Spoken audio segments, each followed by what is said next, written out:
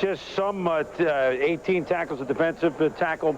And Eric sleeping with Bieniemy, who only carried the ball 3 times, running back last year. And Mel, on that deal, we all shook our heads last year, didn't we? Well, the thing was, before they drafted and made the trade for Eric Moten, they had already selected in the 2nd round George Thornton, a defensive tackle from Alabama, who was projected as a 4th-round pick by most clubs. Eric Bieniemy, when they already had Butts, Bernstein, and Harmon. You only have 1 football. Now you're bringing in a 4th running back. And then to make that deal and give up a 1st-round pick in a strong draft, when last year was a weak draft, and you're drafting Moten at the end of round 2, I think it kind of boggled the mind of everybody in the National Football League as to what Bobby Beathard was really thinking at that point. You don't try and figure out Bobby Beathard. That's the first thing you have to learn. Bobby sits there.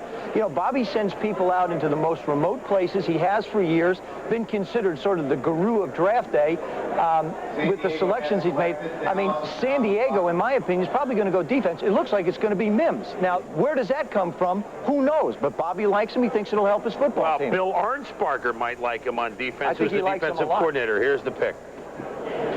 The San Diego Chargers select Chris Mims, defensive end, University of Tennessee. You could tell how quickly Paul Tagliabue moved up to the podium that was a short name. Mims. I got it, and he went right up to the podium.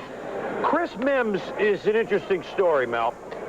He, after the season was over, Tennessee, went back to Los Angeles, with his agent or whatever, and there was some question with some teams as to, did he fall out of shape a little bit here in the spring? That's why some teams had him plummeting. Others definitely had him as a 1st-round pick.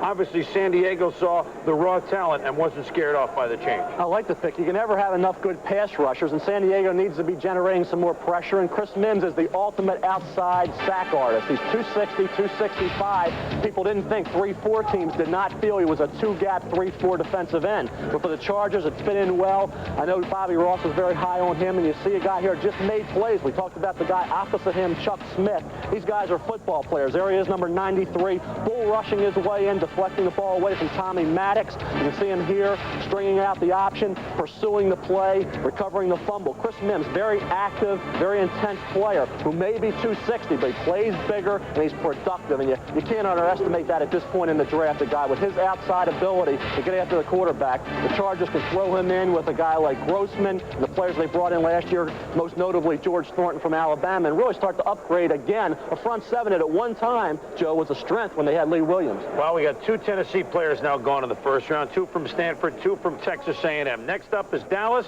We'll have more from the draft in just a moment as coverage continues from New York and points beyond. Inside your smooth-running engine is a torture chamber. And under these grueling conditions, only one leading motor oil in every grade meets the world's toughest requirements for viscosity breakdown. Castrol. Castrol provides maximum protection against viscosity and thermal breakdown. So use Castrol. After all, why make things tougher on your engine? Castrol GTX, engineered for today's smaller cars. Being light is key when you run. You gotta be lightweight. So I wear the pump graphite. Me too. This arch design gives me lots of support with major weight reduction. Weight reduction? Big advantage. That's why I'm not wearing socks. That's why I'm gonna shave my head. Fine, I'll clip my toenails. I'll swab my ears. I'll floss my teeth. I'll pluck my eyebrows. To be settled in Barcelona. I wonder how much an appendix weighs. Short turns, long straightaways. No car comes out unscathed at Martinsville. An early season points battle continues at the Haynes 500, Monday night on ESPN. Back at the NFL draft, the Dallas Cowboys up with their 2nd first-round selection, but the Saints, just a couple of picks ago, got a guy who they probably didn't think would be there. Running back Vaughn Dunbar, tremendously productive running back from Indiana. General Manager, President of the New Orleans Saints, Jim Finks, has been good enough to join us on the phone this afternoon. And Jim, you had to be a little bit surprised to see Dunbar fall that low. You probably weren't thinking him, were you, until a couple of picks before you? No, he's what we call a no-brainer, Chris. Going through our mock drafts, we never realized that he would come down that far. So very frankly, I would say with about 4 picks before our choice, we were contemplating moving out of our first spot either to trade to a club for a veteran player or players or multiple choices in the second, third round. But as long as Dunbar kept remaining on the board, we were reluctant to do it, and lo and behold, he's there. Is a deal done?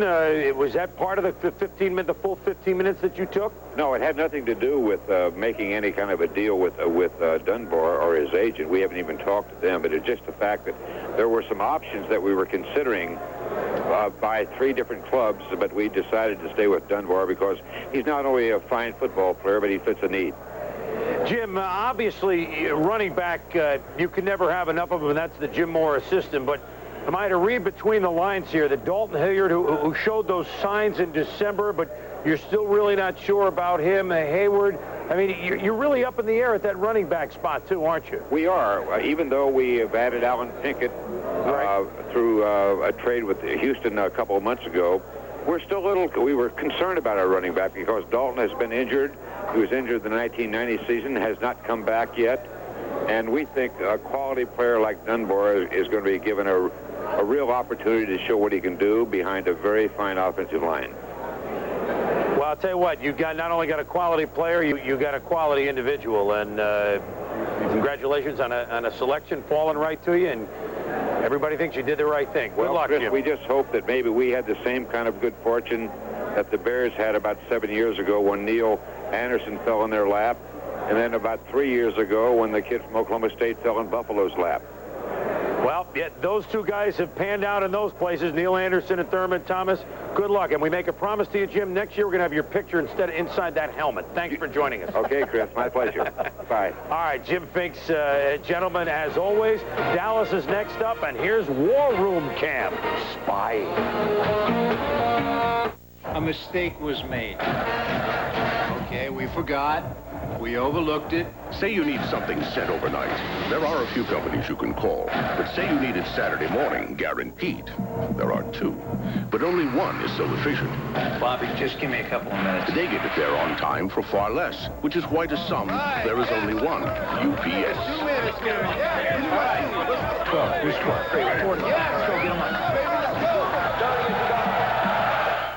Last year, the average price of a car with standard anti-lock brakes was over $40,000.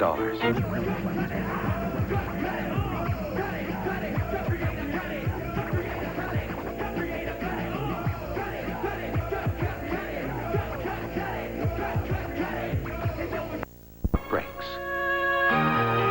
Chevy Cavalier. The heartbeat of America. The cars more people depend on. That's today's.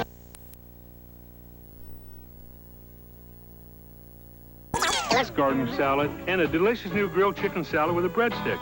My daughter Wendy's idea. Made fresh every day because that's the way they're best. It's Dave's Salad Days at Wendy's. 5 salads that are fresh, fast, and ready to go. I think I used too much water. Sometimes I dream that he is me. You got to see that's how I dream to be. I dream I move. Oh, I move. I dream I groove. Like Mike. If I could be like Mike. I'm gonna be like Mike. If I could be like Mike. Oh, be like Mike. If I could be like Mike. Be like. You're looking live at the Cowboys draft room. They're up with their second first-round pick. They've already taken Kevin Smith, defensive back from Texas A&M. Next year, we're negotiating with Jimmy Johnson to wear the helmet cam during this meeting. But right now, it's War Room Cam. Let's go to Chris Myers and Big D.